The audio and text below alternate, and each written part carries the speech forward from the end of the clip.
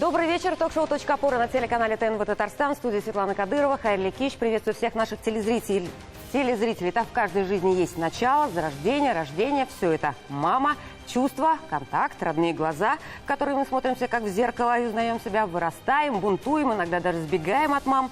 Но сколько бы нам ни было лет, в какой бы стране мы ни жили, мы все-таки связаны с мамой материнскими узами. В это воскресенье, 27 ноября, мы отмечаем День матери.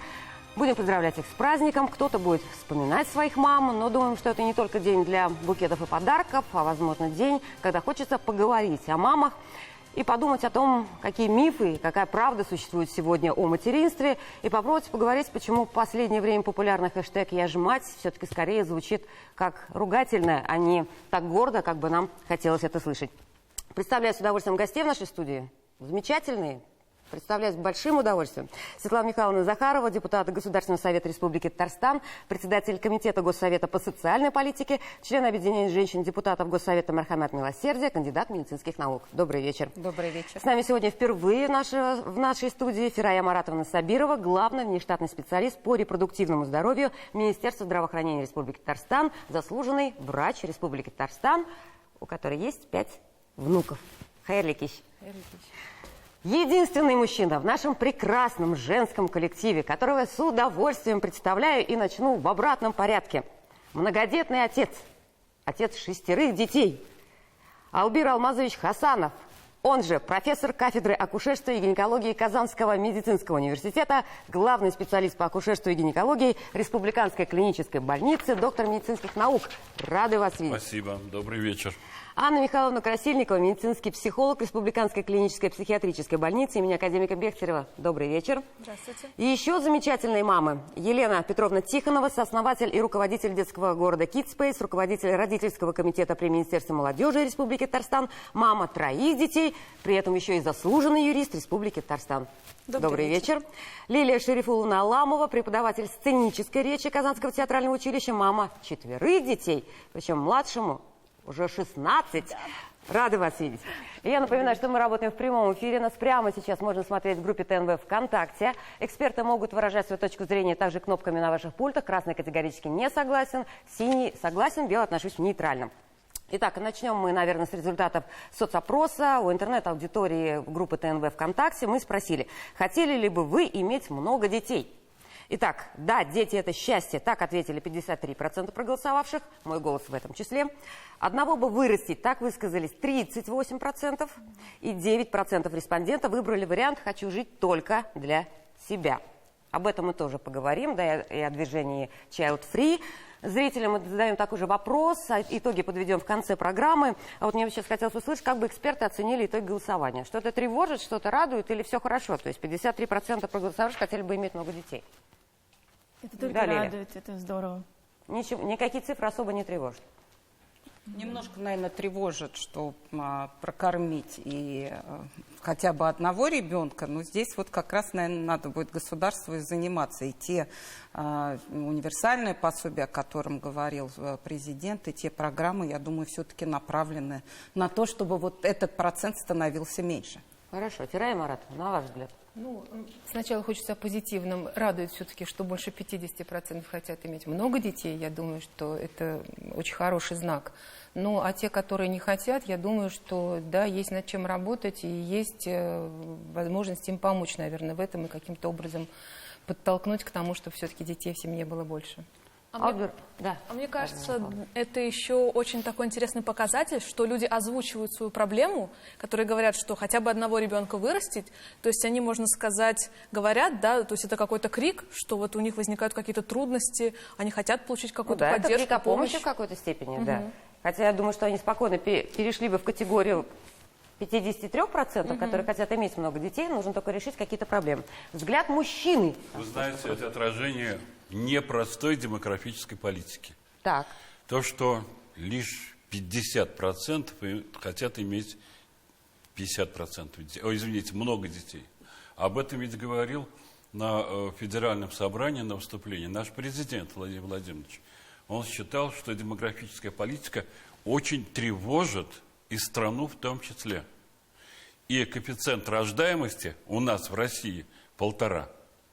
мы должны идти, должно быть увеличиваться наше количество.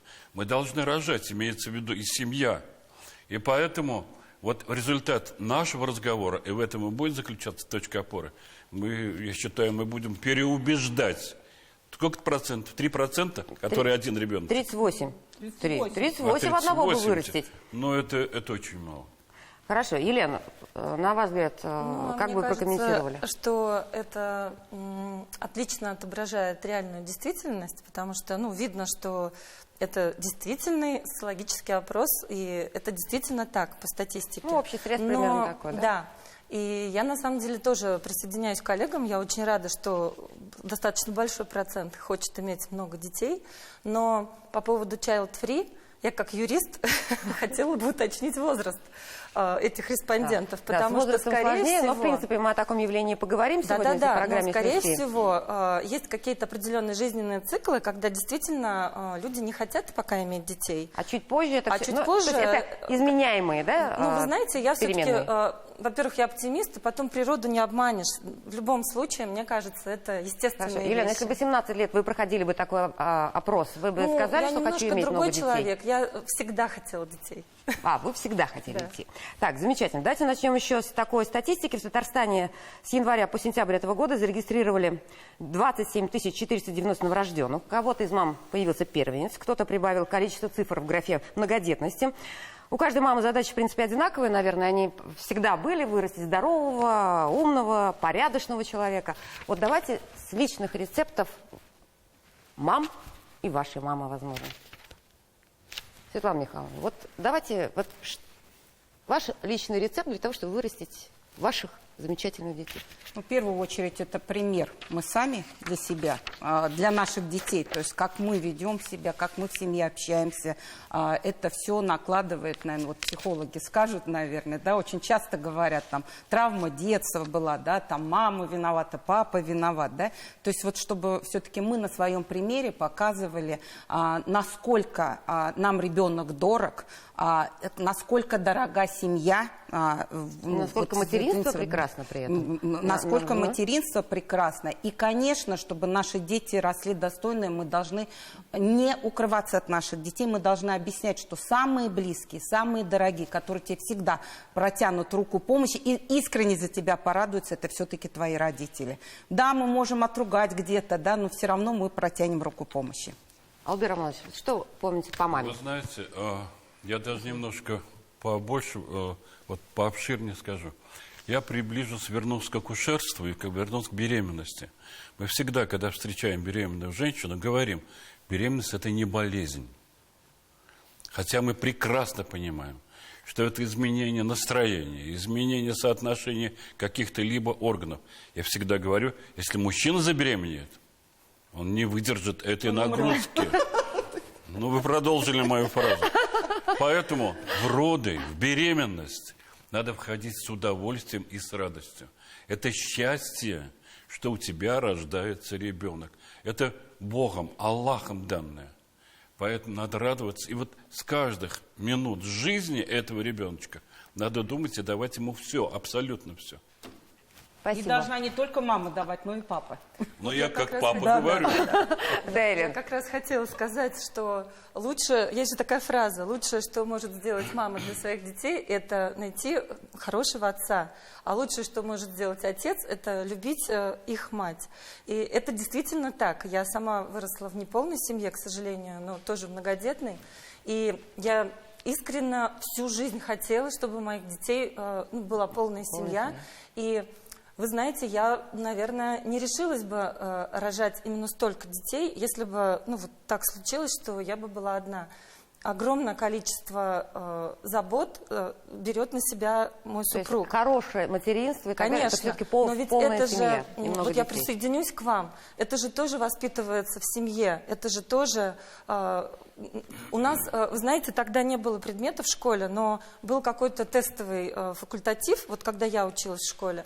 И почему, ну, и вел это мужчина. И вот, видимо, он какое-то зернышко мне заложил, вот какой-то этика, психология семейной жизни, да.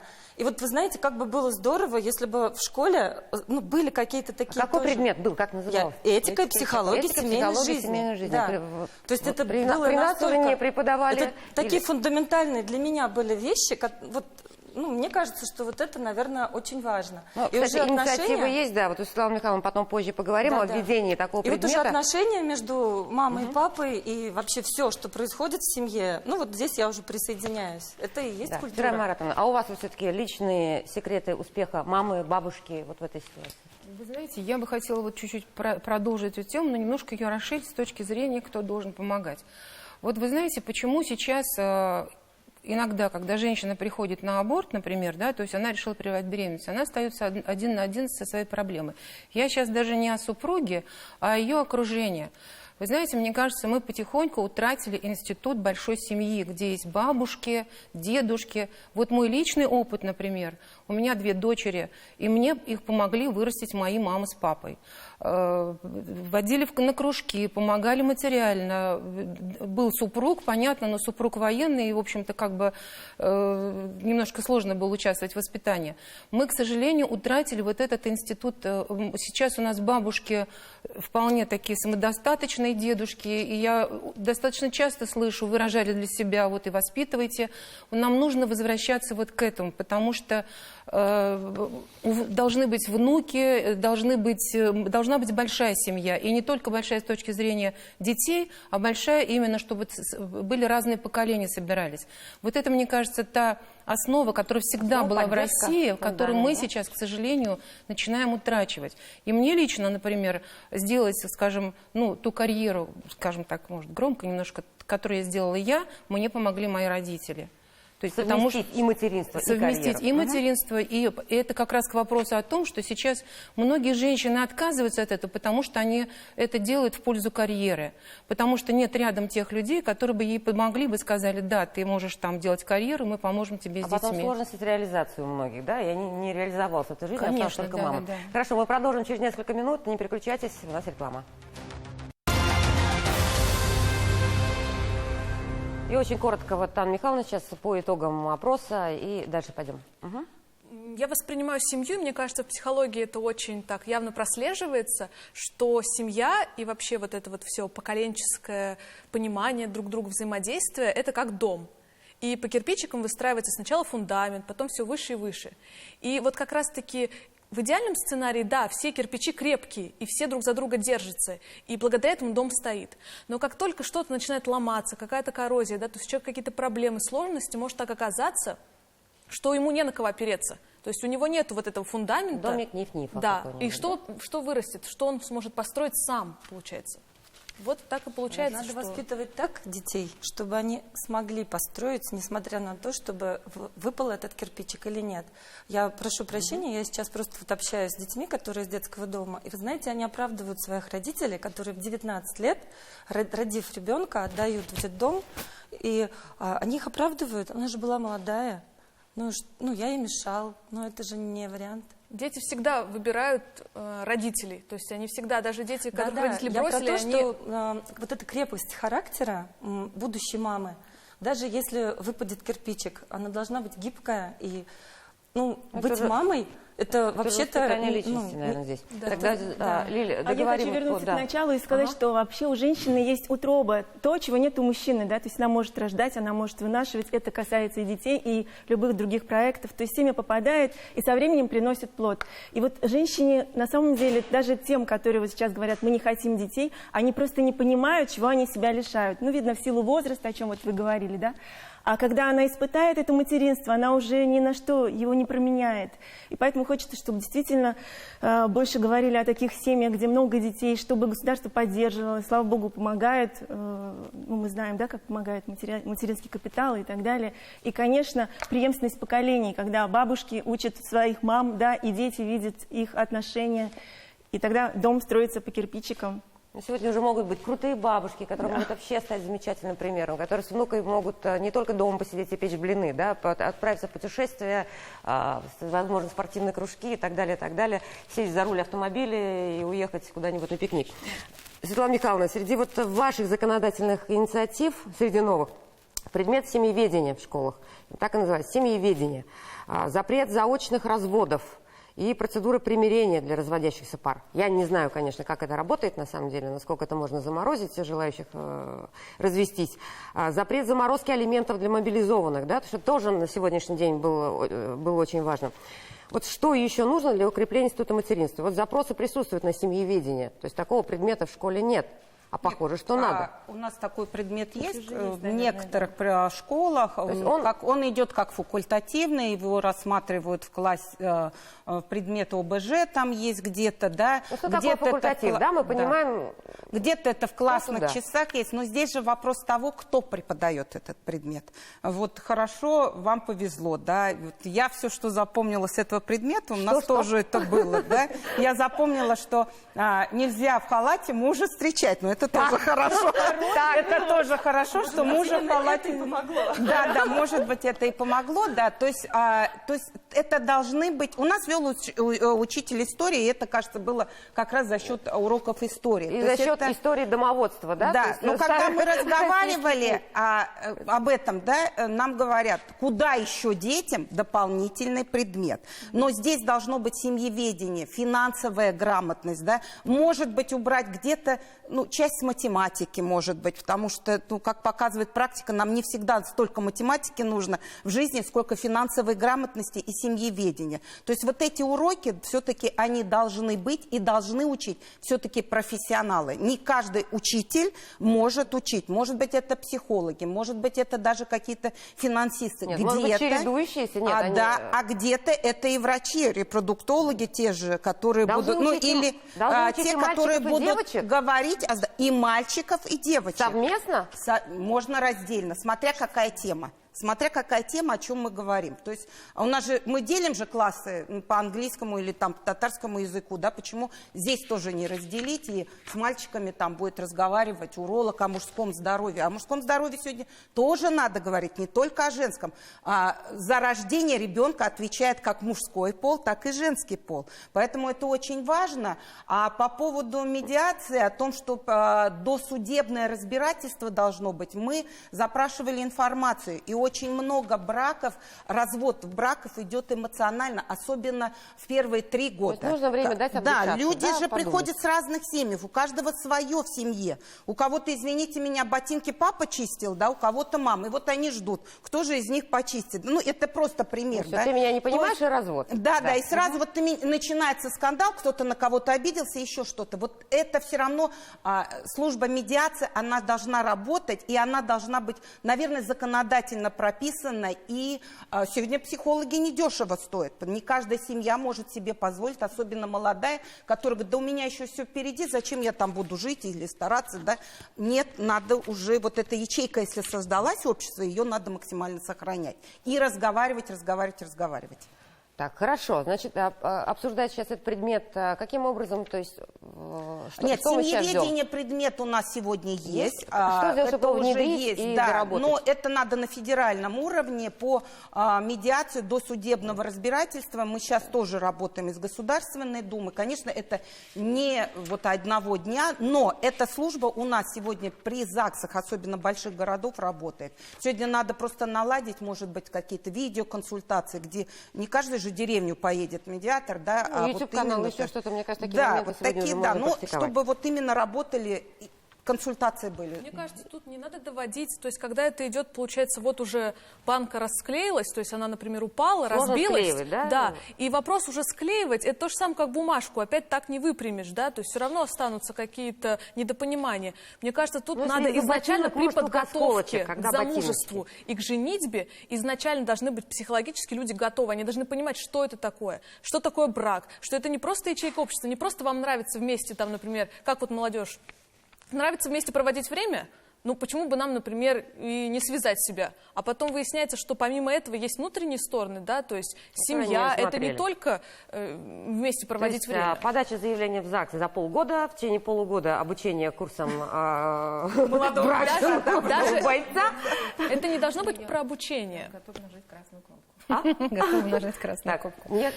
Нет, я, например, не совсем согласна с тем, что мы сейчас вот какие-то моменты перекладываем на... Нет, я не против и этого предмета, я не против того, чтобы и психологи консультировали, но воспитать детей родителями может только семья. Только семья может воспитать детей родителями. А что у нас сейчас происходит? Вот если взять воспитание девочки. У нас сейчас парадигма воспитания девочки идет в какую сторону? Ты должна выучиться, получить образование, значит, иметь хорошую профессию, а потом удачно выйти замуж. Причем, когда мы говорим удачно выйти замуж, это как правило, за состоятельного мужчину, который будет тебя обеспечивать. То есть вопрос о том, что ты должна стать матерью. Маркеры успешной мамы. К сожалению, это ушло, но это можно делать только семья. Но я согласна с тем, что общество как бы может что-то здесь делать. И здесь вот мы сегодня тоже обсуждали на другой конференции эту тему. Смотрите, у нас нет как бы, как сказать, не культуры, а у нас нет вот этого культа матери. Ну, нет у нас его все равно. И это, к сожалению, оно идет... Ну, маленький пример, да, вот все посмеялись сегодня, когда я рассказала, но тем не менее повторюсь. Есть мультфильмы, все знают, да, у кого маленькие дети, все смотрели «Иван-Царевич и Серый волк» и вот эти «Три богатыря». Уже не как 9-я версия вышла. 3 супружеские пары богатырей. Где их дети, вы мне скажите, пожалуйста? Где и бабушки. И в этом мультфильме Иван-Царевич, значит, царь-батюшка говорит: так, батенька, и помру, дедушка не стану. То есть, понимаете, а дети смотрят эти фильмы. И у нас нет вот этого вот самого, то есть воспитания, что вот, ну, должны же появиться дети. Опять-таки, давайте посмотрим маленький пример. И тут, кстати, вот СМИ, они здесь тоже очень большую роль могут сыграть. Реклама. Как только иностранная реклама, в рекламе 3 детей. Возьмите фильмы 70-х годов американские, «Один дома», «Бетховен», там меньше 3 детей, никого нет. Это работает как 25-й кадр. У нас российская реклама, вот порошок рекламирует, вы видели, да, мама, папа, ребенок и собака. Вот это идеал. Собака чаще встречается. Вот как бы портрет нашей семьи, который мы пропагандируем. Нам нужно, вот, ну, как бы, когда я говорю нам нужно, здесь и государство, и средства массовой информации, и школы в том числе. Мы должны начать говорить о том, что должен быть культ матери, культ многодетной матери, многодетной семьи. И вот я сегодня предложила уже, что давайте мы вообще Татарстан объявим территорией многодетной семьи. Вот просто пусть это будет национальной идеей Татарстана, и будем над этим работать. Вот я сейчас хочу у девочек многодетных спросить, вот когда вы говорите, у меня 4, да, а вы говорите, а у меня 3. Я так понимаю, самая первая фраза новых знакомых: как ты вообще, да? Как ты выживаешь-то? Не то, что, боже, ты прекрасна в своем материнстве, как ты выглядишь роскошно, несмотря на то, что 4 детей, 1 мало меньше. То есть первая фраза сочувствия, да? Да, кто-то вокруг виска вертел и говорил: а вы что, не знаете, что ли, как делать так, чтобы детей не было? Ну, разные реакции. То есть не умеете предохраняться, да, вас говорили? Да, не умеете предохраняться. Но на самом деле я могу сказать, вот есть такая фраза, и я полностью с ней согласна, что когда рождается первый ребенок, сложно, тяжело, трудно перестроить свою жизнь, другой режим, и многие сталкиваются с такими трудностями. Когда второй, уже полегче, 3, да вроде бы нормально все так. Ну, проблема а когда кота, 4, да? И получается, в чем секрет, в чем фишка, допустим, многодетных семей, что когда вырастают старшие, они помогают, они тоже становятся участниками процесса. Младший смотрит на них, учится. И в этом плане, конечно, не знаю, Елена, я думаю, со мной согласится, когда много детей, на самом деле намного легче справляться со всеми вопросами, которые тебе жизнь выдвигает. Хорошо, Елена, да, сейчас минута буквально до перерыва. Какой фразой вас приветствуют, когда узнают, что вы многодетная мама? Когда за следующим... Это хорошо. Это, в принципе, хорошо. Меня эта фраза вообще, честно говоря, смешила до тех пор, пока этот человек не родил первого ребенка и на этом остановился. Просто есть такой миф, что каждые последующие дети, они, в общем-то, тебе типа это нравится, что ли? Ну, понятно, что роды это, как нечто сложное и, наверное, не совсем безболезненное. Вот. И... Но вот эти вот первые дни, минуты, да каждый день, это же счастье. Ну, это трудно, но это трудное счастье. Хорошо, спасибо. Мы сейчас прерываемся на новости Татарстана, потом продолжим про раннее материнство, позднее материнство, про child free проговорим. И есть бесплатные программы, чтобы подготовиться, стать матерью, стать отцом. Поэтому обо всем сразу после новостей Татарстана. Не переключайтесь.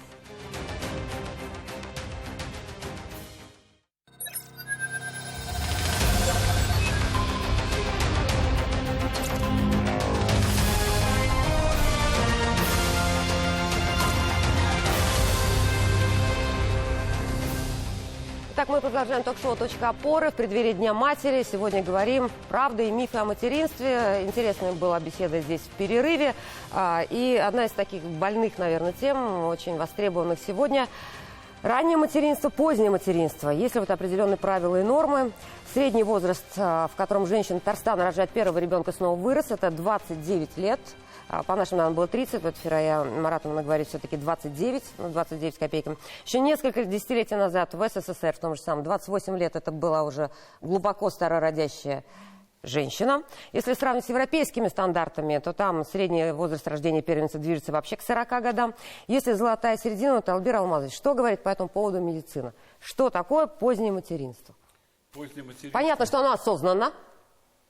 В отличие Вот от я немножечко даже хочу тему эту развить. Она очень интересная тема. Она не освещена, к сожалению. Вот 26, 28, 29 первородящие. А когда половой дебют возникает у девочки? Половой дебют, по нашей статистике, 15-16, средний возраст. 15-16 половой дебют. Кто консультанты этого полового, начала половой жизни? Это подруги, старшие, коллеги и так далее. И вот продолжая вашу тему, раньше у нас была лекция «Половое воспитание». Причем мы, мальчики, девочки, собирали отдельно. Сейчас такой лекции нет.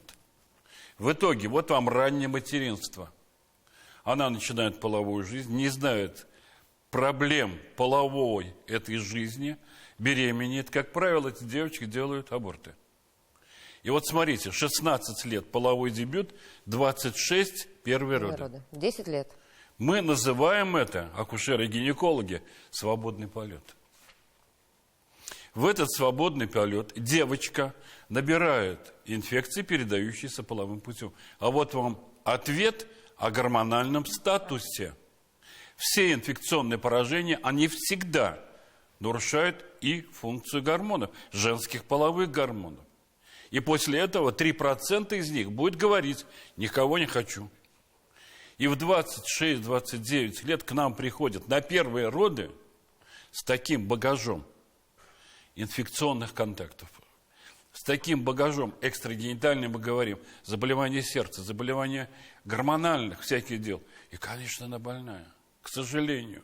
Вот где мы упускаем. Об этом стыдно говорить, но надо об этом говорить. То есть, если бы половой старт начался в 26 лет, и женщина забеременела в 26 лет и так далее, без свободного полета, то, в принципе, она была... Она была бы, но такого не бывает. Можно про подростковый возраст тоже? Убедительно. Да. Про подростковый возраст высказать, почему чаще всего это на самом деле... начинается так рано половая жизнь, это очень сильно вписывается. Вот есть такой советский психолог, у которого есть периодизация развития. На каждом этапе есть своя ведущая такая деятельность, которая основная. Лет? И вот как раз подростковый возраст, там интимно-личностное общение. Но, когда мы говорим интимное, не имеется в виду непосредственно интимное. Но чаще всего, когда подростки, дети, что-то вот они недополучают, тепла, любви, нету вот этого эмоционального контакта, они могут смещать, им кажется, что вот это сейчас, это любовь, что вот это сейчас то, что им нужно. Им нужно глубокий эмоциональный контакт, возможно, платонический. И они, возможно, чувствуют именно платонически, но в связи с какими-то, да, то есть проблемами, возникшими до этого периода, получается так, что они приходят и начинают именно вот с половой жизни. Хорошо. То есть лет до 15 уже мы должны девочку готовить к материнству, да? Не только девочку, но и мальчика. Вот я опять-таки, вот почему-то все равно... Я чего-то о девочках сегодня Нет, все больше. потому что, наверное, Хорошо. мы говорим о мамах. Кто поэтому... сегодня, если у нас что-то появляется в школах, в принципе, кто сегодня готовит к материнству девочек и мальчиков? Никто. Ну, в нашей школе хорошо. есть такие Ну, в лекции. школе, может и быть, это даже делает тоже? классный руководитель. Приглашаются специалисты. Но это Ну, вообще, обязаны ли это делать классный на самом руководитель? деле, да, школе рознь, системы нет. Вот об говорим, этом мы да, говорим. об этом Вот говорим. законодатели мы говорим о том, что урок семьеведения, А урок в детском саду здоровья. это уже нужно вводить? В Нет, детском рано саду? еще. В детском саду надо здоровый образ жизни владеть. Вот там, да, что вот это Знаете, вот когда хорошо. мы говорим о половом воспитании, это ведь не только про секс и про интимные какие-то вещи. Половое воспитание – это когда девочка – это девочка, а мальчик – это мальчик. Отношения Да. И друг вот к это, другу в вот семье, это надо в том начинать, числе. Уважение. и в детском саду, может быть, еще даже еще и раньше. То есть, а в школу где-то с 1 класса, я так понимаю, Нет. можно водить? Нет, со скольки лет нам нужны? 3-4 класс. Третий, Но я четвертый хочу класс, поделиться 10, с вами 11 лет. каким вот секретом. Вы, наверное, об этом знаете. Пилотные проекты прошли по России. Стали приходить врачи, акушеры, гинекологи и стали говорить, делить мальчиков и девочек. Появились жалобы в правоохранительные органы, что мы развращаем детей. Причем это было на полном серьезе. Вот какая наша должна быть политика? Вот где мы детей упускаем. А вот потом свободные правила. Свободный полет. Вот это воспитание, которое вы говорите, мальчиков и девочек, надо начинать не с мальчиков и девочек, надо пригласить сначала родителей этих мальчиков и девочек, с ними, Вне всякого сомнения. сначала с ними поговорить, научить родителей говорить об этом с детьми, потому что, к сожалению, основная масса родителей не умеет знает. говорить, мы стесняемся, нам неудобно, мы не умеем об этом говорить. То есть мы начинаем прятать голову в песок, то есть все равно где-то там он узнает об этом. В общем, нужно ребенок. сначала помочь родителям, Конечно. а потом и родителям, и учителям, и так далее, проводить уже дальше обучение, процесс познания, погружения в эту интересную очень область. При этом про позднее, вот, Албер Алмаз, ну, 26-28 позднее. родила, ладно. У нас вот сейчас 54 женщины родила в Набережных Челнах первенство, помогли. Да, мама постаралась, врачи помогли. 30 лет человек к этому шел, стала мамой в 54 года. Что такое позднее материнство? Позднее материнство – это, вы знаете, предменопаузальный период. Это тогда, когда врачи помогают выходу яйцеклетки. Предменопаузальный период – 45, 50 и позднее. Но биологические законы не обманешь. Гамета стареет. В этой паре долгожителей или позднего отцовства материнства увеличивается частота пороков развития. Если старший папа 45 лет старше, пороки нервной системы. Мама, пороки ЦНС в том же самое, пороки Дауна. Поэтому один из вариантов для того, чтобы иметь здорового ребенка, полноценного, который продолжит твои семейные традиции, наверное, донорские клетки. Донорские клетки – совершенно неожиданный поворот события, но, тем не менее, мы уменьшим частоту врожденных пороков. Она ведь очень велика. 5-6% Но мы выявляем на клетки УЗИ. это дорого, я правильно понимаю? Это Да, за это конечно. нужно платить. Да. За это нужно наверное, платить. да. И во сколько лет это нужно сделать? Если люди задумаются о том, что они, ну, возможно, да, их Когда я организм... переадресую Фараим Маратовне Да, Фараим Маратовна, во эту сколько тему. нужно оставлять свои донорские клетки для того, чтобы... Смотрите, это мы сейчас с вами затронули тему отсроченного материнства. Она тоже как бы у нас сейчас начинает потихонечку развиваться. Что это за тема такая? Когда женщина, вот, делая карьеру, сейчас ей пока ребенок не нужен, мы ей предлагаем заморозить собственные клетки. Это нужно делать до 35 лет. До 35. Потому что вот до 35 лет это еще клетка молодая, яйцеклетка, и она не накопила столько проблем, которые появятся потом. Поэтому, ну, приходят такие женщины, кстати сказать, которые говорят, да, вот пока не хочу рожать, но хочу заморозить свои клетки. Но это единицы, и как бы это не настолько принято еще пока. То есть для нас это новое, наверное, какое-то направление. Но это действительно возможно. А когда мы говорим вот о женщинах, которые родились в 54 года, это, безусловно, донорские клетки. Не бывает у женщины, как Албер правильно сказал, природу не обманешь, в 54 года собственных яйцеклеток нет. Невозможно получить беременность без донорских ооцитов. Но опять, позднее материнство, мы тоже как-то уже обсуждали программу, позднее материнство, стоп. Позднее материнство – это отсутствие, ты не увидишь собственных внуков, да, я так понимаю, что у нас теряется та самая большая семья, Потому что когда ребенку будет, ну, как минимум 18, тебе будет за 72, да, так примерно, понимаю? Знаете, Да. это можно, За конечно, 70. рассуждать, но мы вот с вами рассуждаем, у нас все хорошо, у нас есть дети, внуки, но есть действительно такие супружеские пары, которые, ну, это очень трагическая ситуация, например, когда погибает взрослый ребенок. Взрослый ребенок погибает, вот с таким запросом приходят супружеские пары, нам нужен ребенок. И здесь, конечно, вот мы им не отказываем, мы пытаемся сделать что-то для того, чтобы помочь им, и чтобы у них был ребенок. Этот вот родительский инстинкт, и это желание иметь ребенка. Да? Материнский Не в том только числе. материнский, но и материнский, отцовский да. тоже. Вы знаете, как бы они тоже хотят это сделать. Но это, наверное, такая большая Исключение, тема. все-таки это исключение Конечно, из правил. исключение, Да, конечно. мы все-таки Я должны думаю, быть что вы... Единичные случаи, да? Это Да. единичные случаи. И, наверное, это немножко не про нашу тему сейчас, потому что мы должны говорить о том, чтобы просто, в принципе, женщина не откладывала рождение ребенка тогда, когда она может родить. То есть тогда, когда она решает свои проблемы с карьерой. В общем, или до там 35 до 30... желательно... Максимальный вариант. Принцип правильного планирования семьи, что женщина должна свою репродуктивную функцию закончить в 35 лет. Вот до 35 лет она должна родить 2, 3, 4, 5, и они будут все здоровы. И когда тут строить карьеру, обсудим сразу после рекламы, не переключайтесь.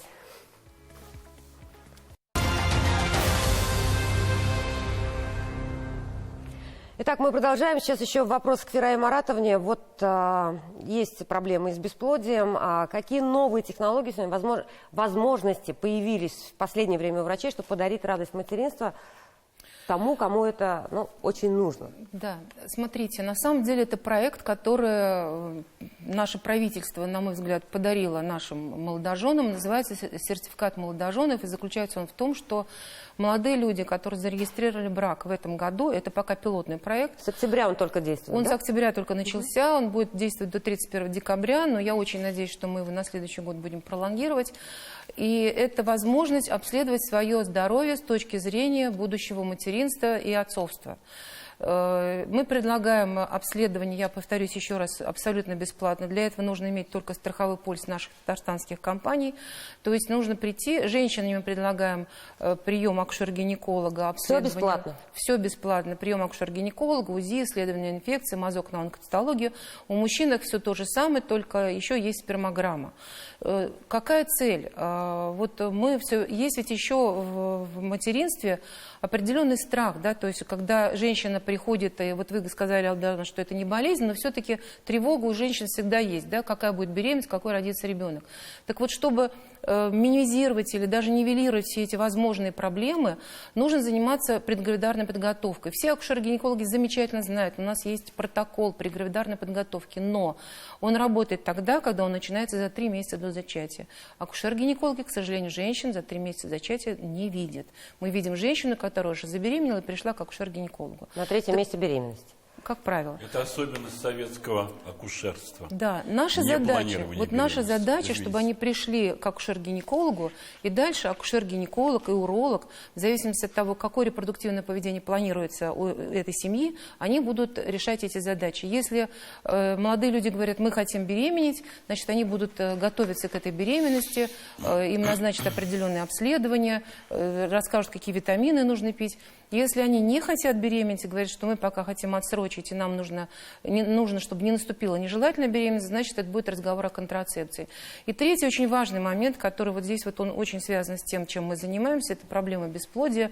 Она в большей степени, наверное, будет касаться мужчин, потому что есть факторы риска развития бесплодия, которые, чем раньше мы их выявляем, тем меньше вероятность того, что бесплодие наступит. Мужское бесплодие, к сожалению, растет. Еще 15-20 лет назад удельный вес мужского бесплодия в бесплодном браке был где-то 15-17%, сейчас это почти 40%. То есть, к сожалению, здоровье мужчин не улучшается. И наша задача обследовать и подготовить и мужчину к предстоящей беременности его жены тоже. Но мы вот сейчас этот проект работаем. Куда обращаться, Ферая Маратовна, чтобы люди Значит, чтобы все я знали? назову телефон 200-10-65. Это клиника, в которую можно позвонить, назвать кодовое слово «сертификат молодоженов» и запишут на этот прием. Да. И это абсолютно бесплатно, я еще раз повторюсь. Для всех татарстанцев. Для всех казанцев. Для всех татарстанцев. Так что, да. если есть возможность использовать и после ЗАГСа сходить в клинику, то, в общем-то, эту возможность нужно использовать. Еще раз повторите, пожалуйста, телефон. 200-10-65.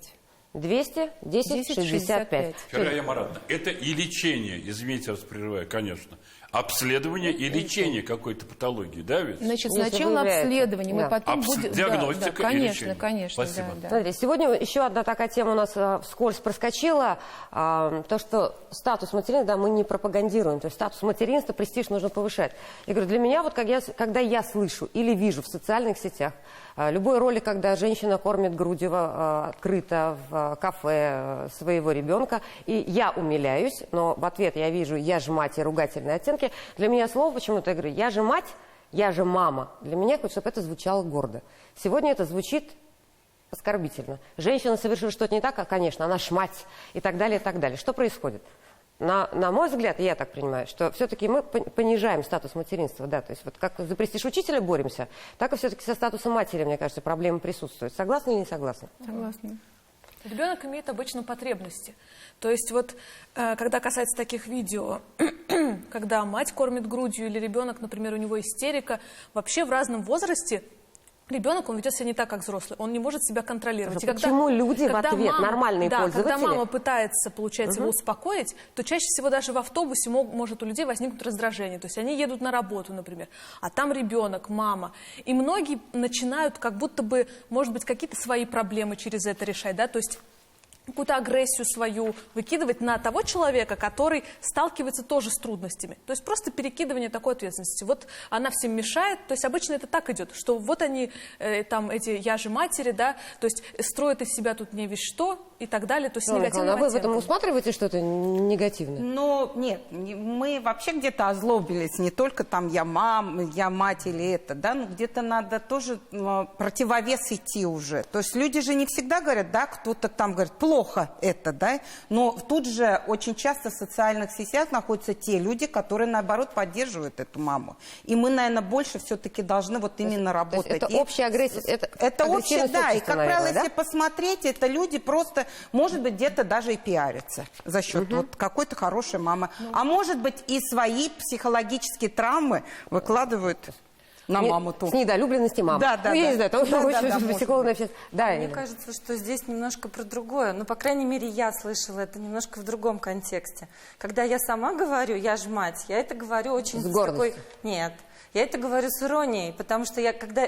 Ну, мы же я могу себе позволить, я же вот, мать, да? Да, вот как... Нет, не так. Да, Вот как коллега сказала о том, что есть женщина, которая вот как только она узнала, что она беременная, и она чувствует себя больной, там, хрустальной, там, и так далее. То есть есть такая категория женщин, которая вот несет вот это звание «я ж мать». Ну, то есть для нее это неестественное состояние. Она сразу становится с нимбом. Я согласна, наверное, в какой-то степени это есть. Но гиперболизировать это не нужно, во-первых. И, во-вторых, вот это именно вот такая категория женщин, она и создала, мне кажется, породила вот этот термин «я ж мать». Это про них. И когда я говорю, ну я ж мать, я это употребляю, когда... Ну, я не знаю, в каких-то ситуациях, например, не про себя думаю в первую очередь, а там о ребенке своем. Либо есть женщины, которые там раздвигают все там локтями и только своего ребенка куда-то ведут. Ну, вот такие вещи, мне кажется, это чистая ирония. Мне кажется, это чистая ирония, это не неуважение. Все-таки это о статусе матери в нашем обществе. Слушайте, Да, все равно согласна, я что вижу шутить это. на эту у нас тему, нет наверное, культа беременной женщины, нет культа многодетной женщины. И женщина вынуждена защищаться, я же Да, мать. конечно, Да? да, То есть да, вот да. вдалбливать Вот, общество. и опять-таки, государство может это сделать хотя бы какими-то маленькими, вот сейчас тоже приведу пример. Не роликами, я не знаю. Ролик, нет. Мамонтенок. Сейчас я приведу пример. Очень хочу, чтобы меня услышали городские власти. Смотрите, у меня дочка на 40-й неделе беременности поехала в торговый центр, сама за рулем, значит, и не увидела, поставила место на инвалидное место, машину эвакуировали. Она, значит, со старшим сыном, за машиной, в слезах, значит, все. Слушайте, у нас возле торговых центров мест для инвалидов очень много. Почему мы не можем разрешить парковаться женщине с маленьким ребенком Вот с чего или начинается. беременной женщиной? Да, Тогда порой. они будут понимать, что вот она беременная, и вот государство, это очень маленькая, как бы, может быть, забота, но это... Ну, это пока из Но этих это деталей показатель, складывается. да. Городские власти, услышьте, пожалуйста, очень, очень здравая мысль, абсолютно. Еще немножко к позитиву, близимся к концу. 10 лет назад в Татарстане было 25 тысяч семей многодетных, сейчас 40 тысяч.